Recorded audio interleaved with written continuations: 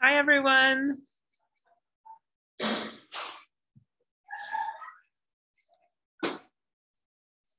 It's nice to see everybody. As you're coming in, I'll ask that you mute yourself. There will be time after Mona's presentation tonight where we will have some time for talking and asking questions. But if everyone can be muted right now, that would be best. Thanks for coming out tonight. My name is Shane Prada. I'm the director here at the Baltimore Jewelry Center, and I'm really excited to hear from Mona Taylor tonight, one of our residents who's with us here at the BJC. So without further ado, I'm going to introduce Mona and then turn it over to her. Mona Taylor is an artist of many mediums. After earning a degree from Howard University in communications in 2011, Mona worked as a film editor and videographer. In 2017, Mona began making jewelry, first using materials and processes at home, and then through taking classes at the Baltimore Jewelry Center. Over the past few years, she's taken several classes with us, learning things like casting and digital design. In November 2020, Mona created her jewelry business, Armour. Mona has spent the last 3 months with us here at the BJC, utilizing several processes, most notably designing jewelry models with a 3D pen that she then had cast in metal. She's created a line of jewelry during her time with us that we're really excited for you to see. And we also are excited for you to hear from her. So I'll turn it over to her.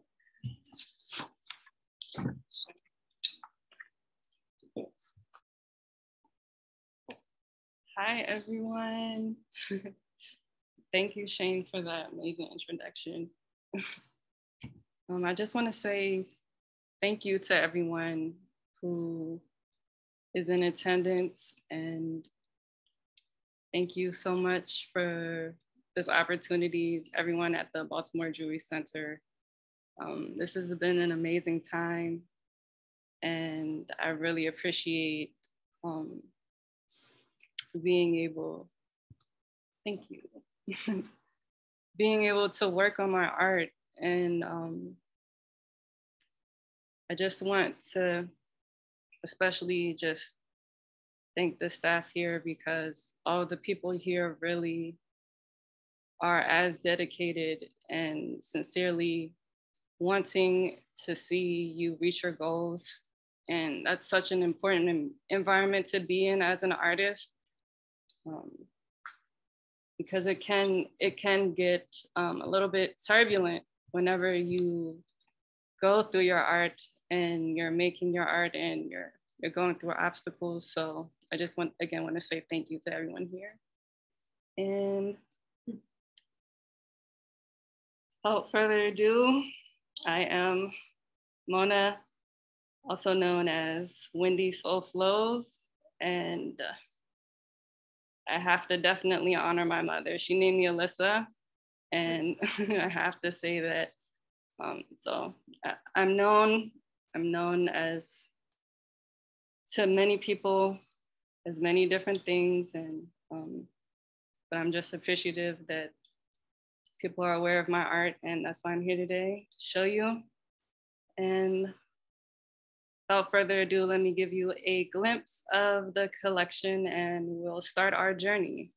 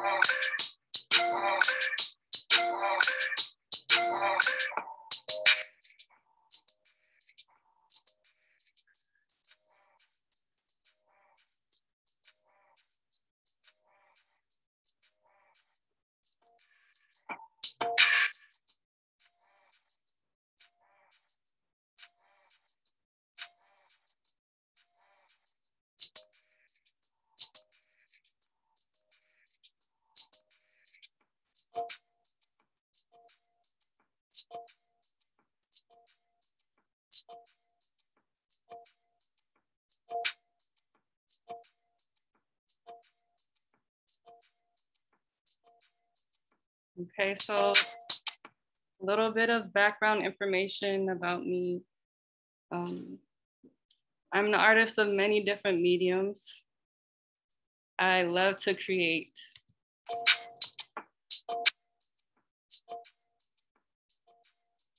I'm a filmmaker, a belly dancer,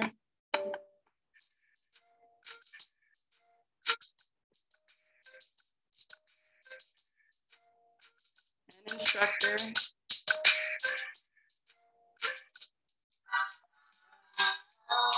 and a singer.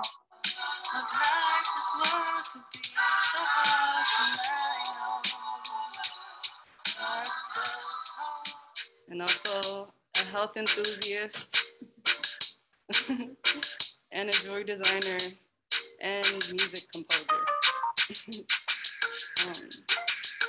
So I started designing jewelry in 2017, just using copper wire, and just fashioning ear cuffs and nose cuffs. And I secretly started that trend. I know, I know I hadn't seen it before I started making it. And once I started making it, I started seeing it everywhere. And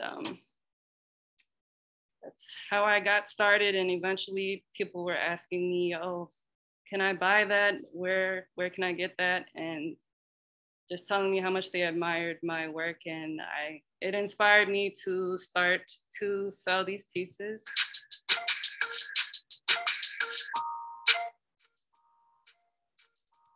And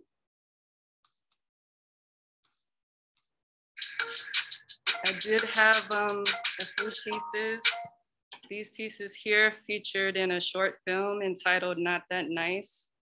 And it was about a woman who struggled and battled with the call of her heart versus what society wanted for her. So my pieces were a part of that story. And here are some shots of me at Femme Fatale, which is a collective of women-owned businesses. And I started selling my jewelry there at that pop-up shop. And it was an amazing experience for me. I met so many people, and I was very successful there.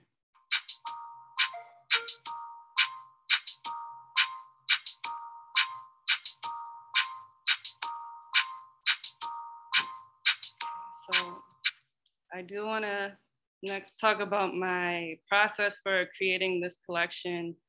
I used some 3D modeling techniques and another technique that I developed with a 3D pen and castable wax filament.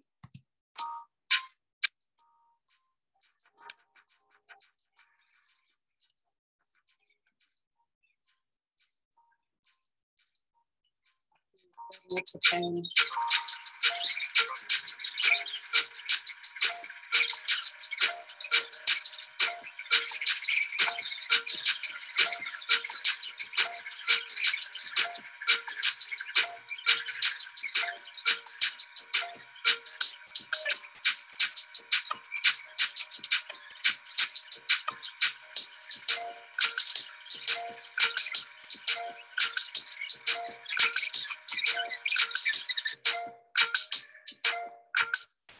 And here's a glimpse of what the pieces look like in the wax resin before they're cast. I actually took these at Carrera Casting in New York.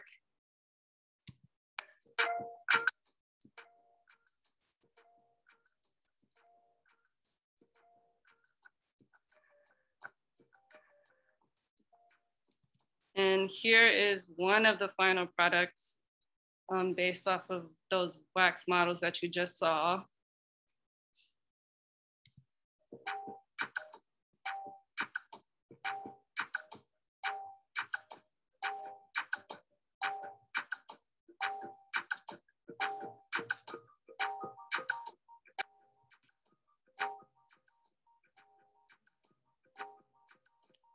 And here is my first attempt at 3D modeling an ear cuff. I really wanted to make an ear cuff, and I really wanted to learn how to make it in the 3D space. And here is one of my final products of one of the pieces of my collection. With the ear, it's an ear cuff that it's a 3D model that I can send to be 3D printed and cast in whatever metal I choose. And here's what it looks like without the ear, just the piece by itself.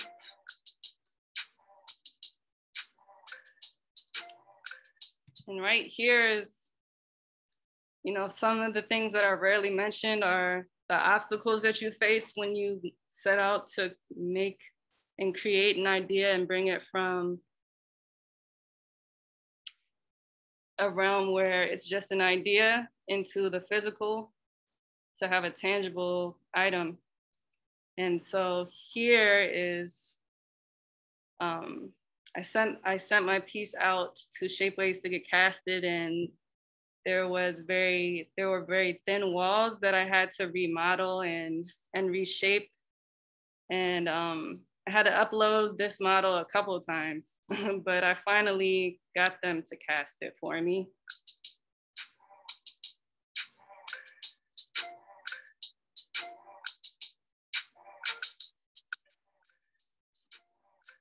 Here's the piece now 3D printed. This is a plastic resin. It's a prototype, and my metal prototypes are on the way, so I'm excited about that. This is what it looks like on my ear. And there's the final product in brass.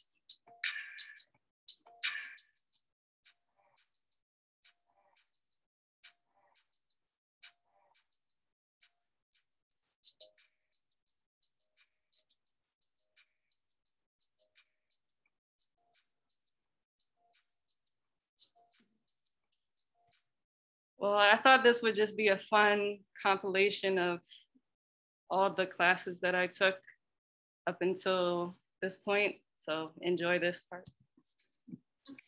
Have we met before? Yeah, in November, I did like an hour-long session. Like, I'm in the stage of trying to find out as much information as I can. Figuring out processes. Like you said, your heart is in design. So with See what you can have the business. I found something very, very so just ask, I mean, if you have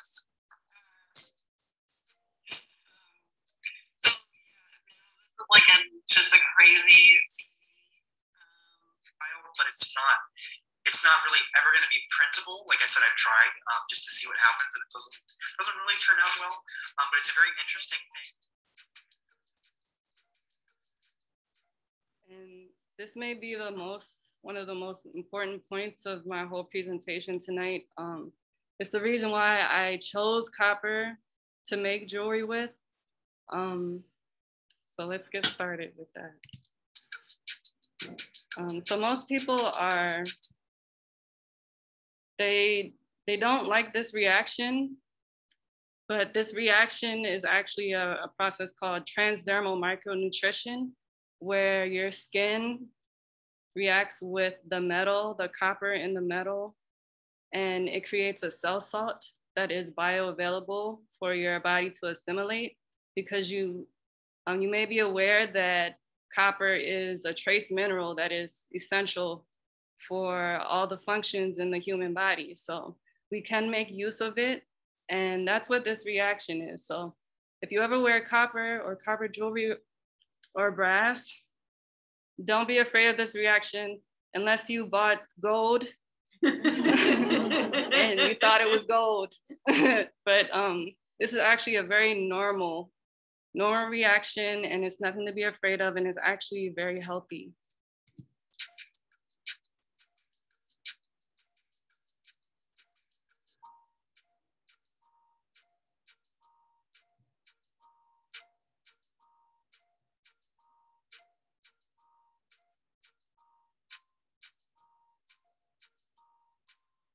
Okay.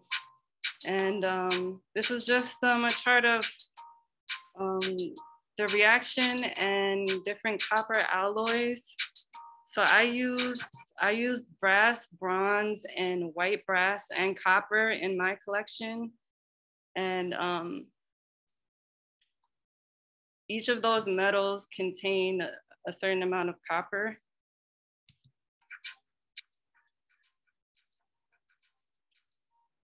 And also, I did want to mention, here we go. So brass is 75% copper and 25% zinc. Bronze is 95% copper, 4% silicon, and 1% magnesium. And white brass is 65% copper. And go back.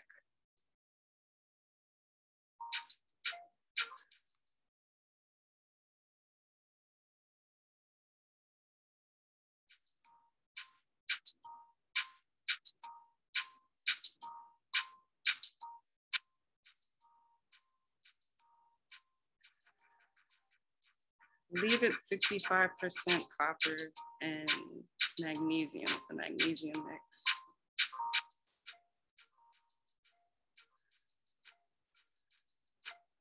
So I do want to go into the health benefits of copper because there are some very special health benefits of copper. One, copper is one of the only metals classified by the EPA to kill viruses continuously on its surface, including the virus that causes COVID-19. And this is verifiable. You can check epa.gov. And I actually have the link and I'll post it for you. So you can research that yourself. And so here you can see that a doorknob is made use in a medical facility.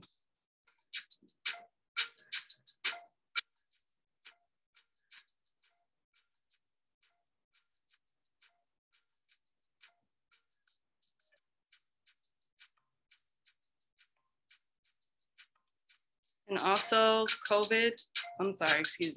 copper. Copper is used in Ayurvedic medicine to cleanse and charge water. And it's been used since ancient times.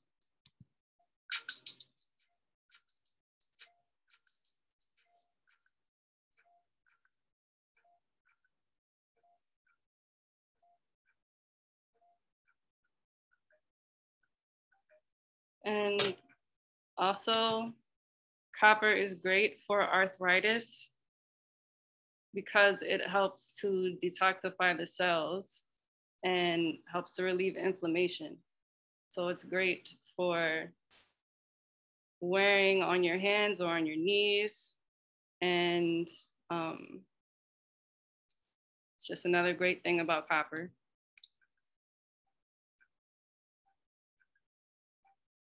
And here's a Faraday cage with copper mesh, and it's used to intercept EMF frequencies and static electricity, and it's also used to protect electronics from lightning strikes.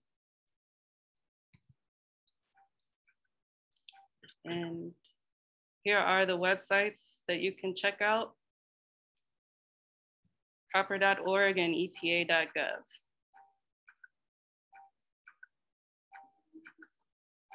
So I do want to talk about the next steps for this collection. For me, I will be launching a crowdfunding campaign. And so my goal is to scale this collection so that it can be available to the global community, to the entire world, and to make everyone aware about all the wonderful things about copper. And I would definitely like to invite anyone who would like to support me in this journey. There's multiple ways that you can support me.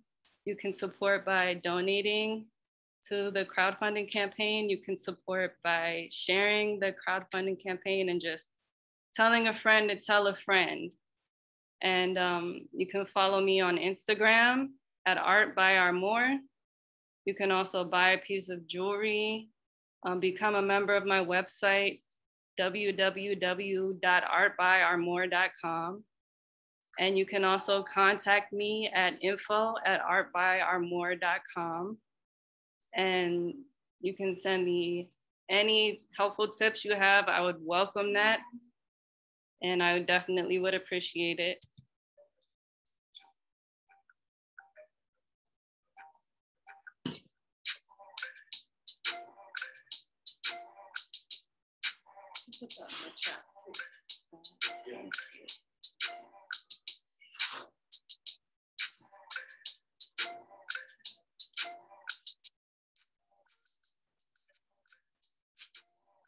My presentation is pretty concise. I wanted to leave room for questions, but I do want to give everyone a glimpse of the collection again. And I believe we're going to take a look. Okay, we are going to take a look at the collection, the installation at the Baltimore Jewelry Center.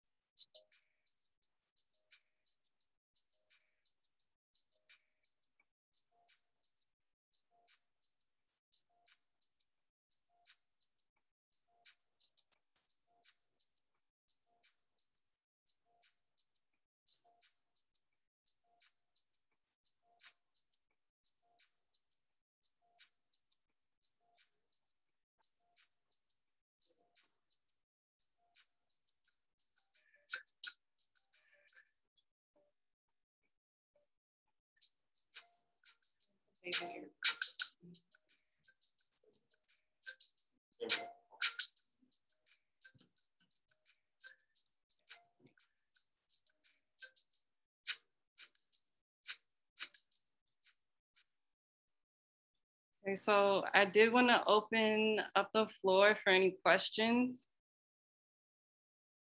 If anyone has any questions, you can drop it in the chat or you can unmute yourself. I have a question. Mm-hmm. When you were showing the modeling that you were doing, was that with ZBrush? Yes, that was ZBrush, and I do my scaling in Rhino. Okay. Mm-hmm. And I know, yeah, because I know I asked you about that before, but did you teach yourself that, or did you take classes? Or? I took the ZBrush class with James Betts. Oh, that's right. Yeah. Alyssa, will your jewelry be available for sale in retail at all, or is that too soon? Well, that's part of the reason I'm starting the crowdfunding campaign, is just to help me launch my collection, and I definitely want to have all my pieces in retail. So that's part of the goal. Okay.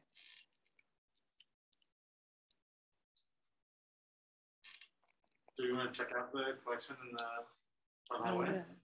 Yeah. Were there any questions on? We've got a couple questions in the chat right now. Yeah, so maybe let's take it to the hallway, Yeah, and then sounds good. So Elliot will have. I'll meet you all up there. Here we are. Zooming in on Mona's collection. There's that great ear cuff.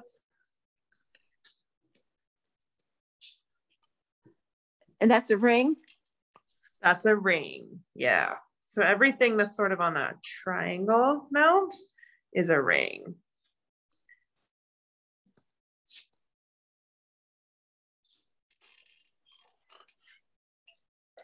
How can we find out the cost of individual pieces?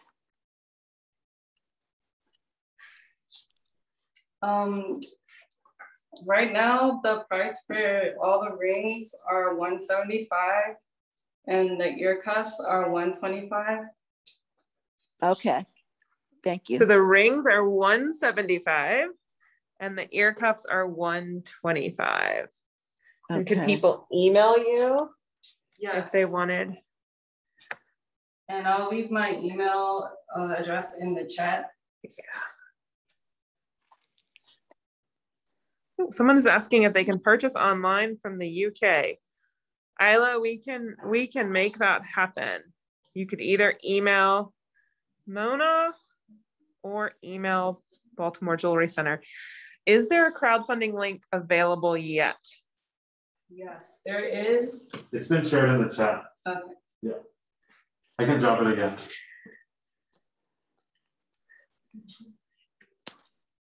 Are there any other questions? I think there's a couple questions In in the the chat right now. Did you do a good? I want to know how I want to know what the name of that ring is with all the bubbles on it. Yeah.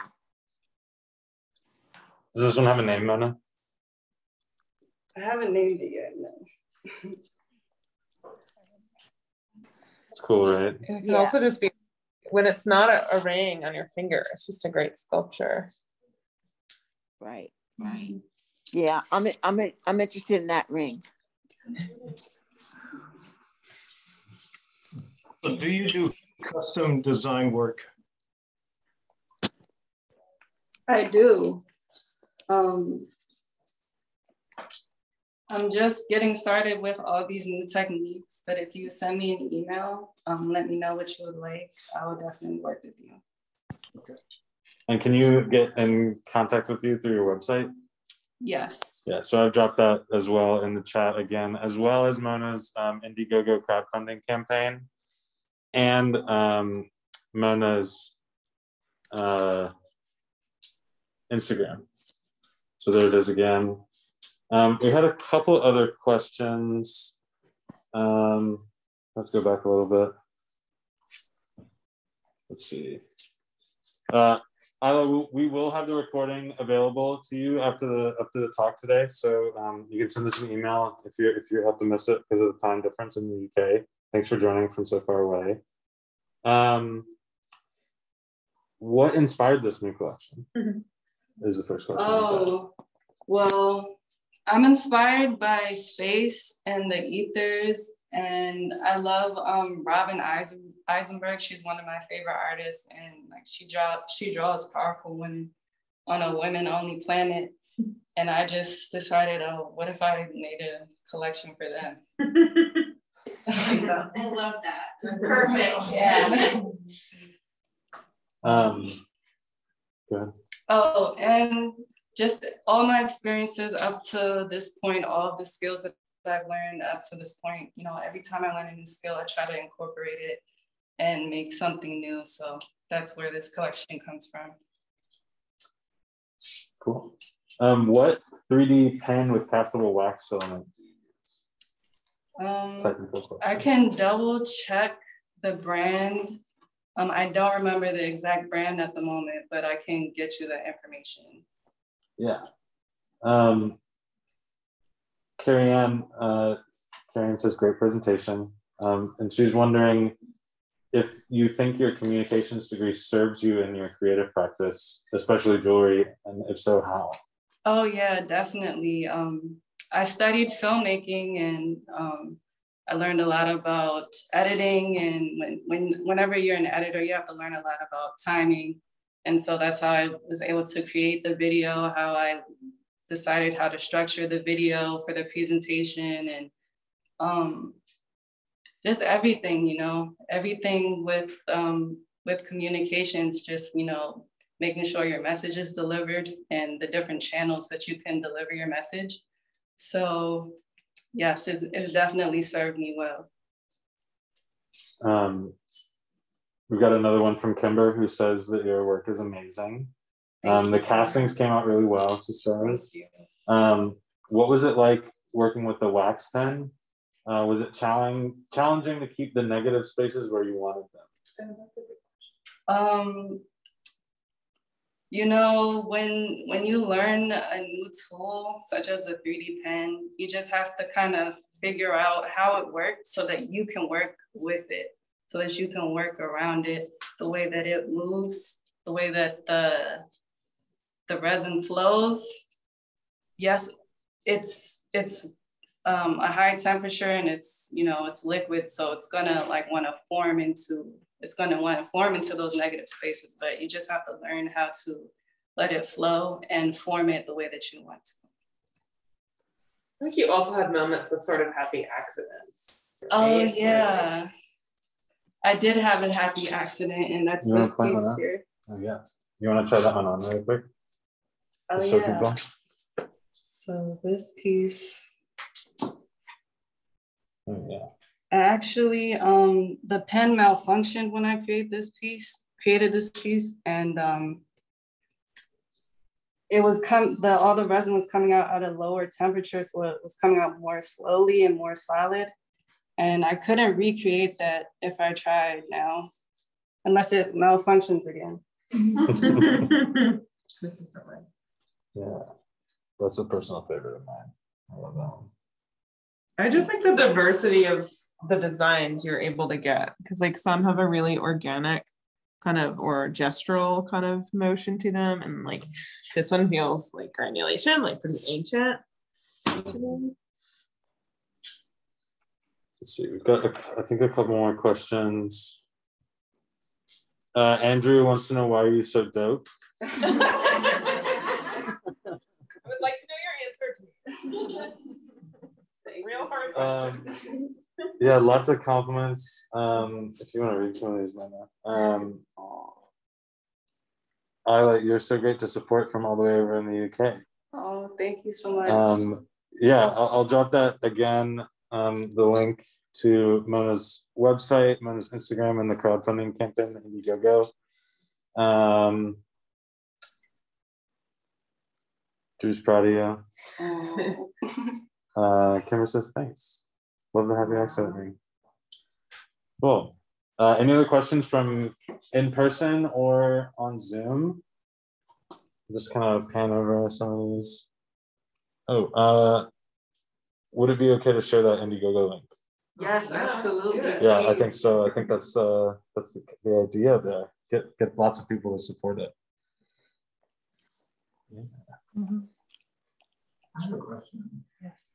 And I know, like, we had a lot of conversations while you were here about, you know, the role of like the artist versus the role of the designer, and you were like really navigating that maybe difference. And I just wonder, like, after you met with the casting house and like went through the whole like to completion process, like how you feel about that way of making now?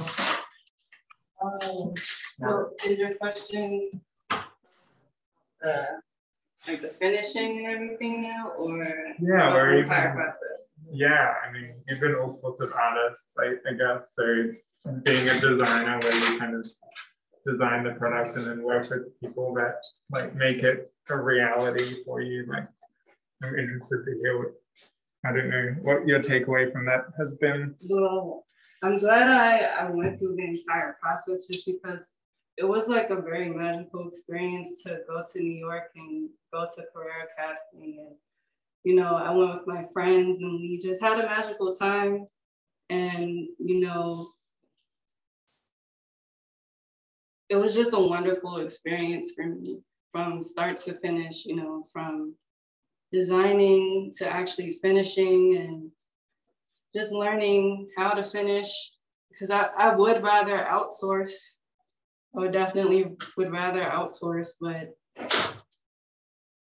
having to do the process myself, it definitely benefited me. And now I'll know what to look for and what to ask about when I go to finishers.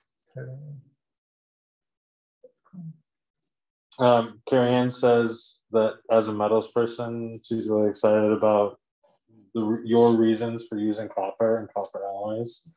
They said that's so awesome. And then Dave says, beautiful collection. Looking forward to discussing some custom designs. Oh, thank you. So your inbox is going to be full when you get out. Any other questions here or in person or here or on Zoom? I have a question, but I just want to say I'm in love with the ear cuff. Oh, thank you. I know the ear cuffs are so cool. They're so amazing. Yeah, could you take one of those off and try it on your own ear? I think that'd be And good to it's see. all ears. Like I fit my ear too. It's not easy to do an ear cup that's transferable to different size ears. Yeah.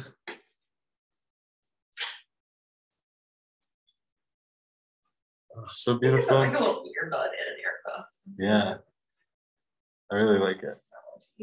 So can you talk a little bit more about the process for this ear cuff?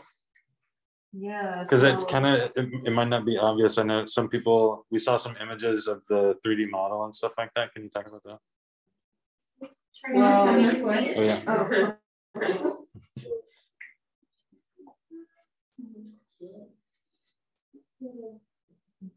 Yeah. So I created this ear cuff in ZBrush, and I just work with different shapes. I worked with a sphere, and I experimented with negative space and subtracting out what I didn't want. And there are some functions called Boolean mesh to kind of like mesh everything together once you figure out how you want the form to be. And that's how I created it. And after that, you need to actually scale the piece so that it will fit a human ear. So I just decided to take the human ear, a 3D human ear, and scale it up to the average size human ear size in Rhino. And that helped me to form the ear and make sure it was the right size. And that's how I created that ear cuff. Cool. And so that was printed in plastic. Yes, yes, that's right. So I got the prototype first in plastic. And wore it around because it was exciting. Yes. And once the prototype checked out, then I decided to get it printed in brass. So you got it direct printed, and your model was directly printed in brass, right? Yes. Cool. I think that's a really cool distinction to make about how Mona was interfacing with 3D design, that she was doing this direct 3D modeling, that like using basically a handheld 3D printer, but using it by hand, which is pretty interesting. And then also doing 3D design and modeling to then have a printout. So I think people are pretty familiar with that second kind of 3D design. With this, it's kind of got this like other analog kind of layer to it, which is really cool. Yeah.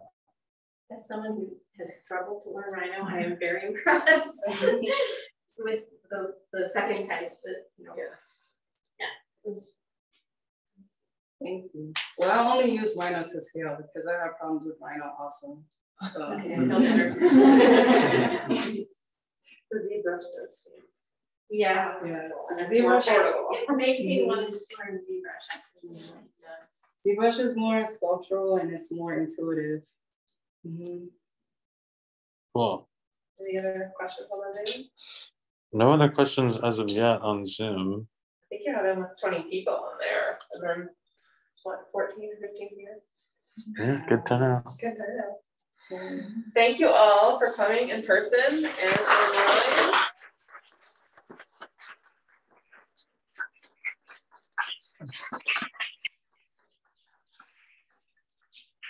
We're so happy for Mona. We're not letting her go. We're glad that she's still with us. This work is going to be up for probably about 4 or 5 weeks. So if you are local or you're coming through the Baltimore area, come and take a look at it. And again, we have in the chat Mona's website and the crowdfunding campaign to support her. Again, Mona was part of our residency program. There were 1-month options and 3-month options. She's a 3-month resident. You can learn more about that on our website and more about everything that we do if you're intrigued, just by going to baltimoreJewelryCenter.org. Thank you so much, Mona, for all the time that you dedicated. I also want to make sure I shout out that part of our residents' work here is they support the studio by donating a couple hours a week. And Mona's been doing a lot of research to make sure that our like occupational safety and hazard information is all up to date, which is huge. Huge. I can't thank you enough for the work that you did to make sure that our MSDS sheets were up to date. Basically, we didn't know what chemicals were, so now we do. Thank you. Mona Taylor, you did a great job. It was a beautiful show. Hold on, we got one more question in the chat. Who? Sorry, I didn't see.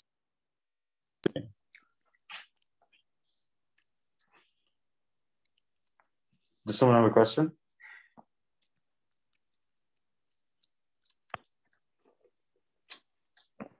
Well, yeah, you can send us an email. Thanks again, Mona. Problem, yeah, thanks congratulations. Thank you, Mona.